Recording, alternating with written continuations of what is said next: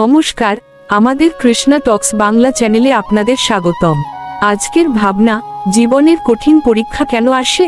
ভগবান শ্রীকৃষ্ণ গীতায় বলেন, মাত্রাস্পর্শাস্তু কৌন্তেয় শীতোষ্ণ সুখ দুঃখদা, অর্থাৎ হে কুন্তিনন্দন, সুখ ও দুঃখের অনুভবগুলি ইন্দ্রিয় ও বিষয়ের সংযোগেই আসে, যা অনিত্য এবং অস্থায়ী।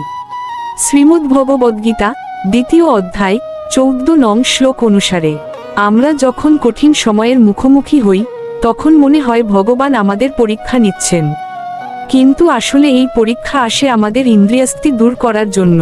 কঠিন পরিস্থিতি আমাদের শেখায় যে এই জগৎ ক্ষণস্থায়ী এবং একমাত্র ভগবানই স্থায়ী আশ্রয়।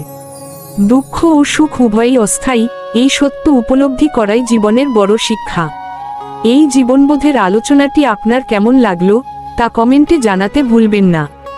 এরকম আরও ধর্মীয় তত্ত্ব জানতে প্রতিদিন রাত 8টায় কৃষ্ণা টক্স বাংলা চ্যানেলে আলোচনা শুনতে ভুলবেন না। যদি এই জ্ঞান আপনার জীবনে শান্তি এনে থাকে তবে একটি লাইক ও সাবস্ক্রাইব করে এই বার্তা ছড়িয়ে দিতে আমাদের সাহায্য করুন। হরে কৃষ্ণ।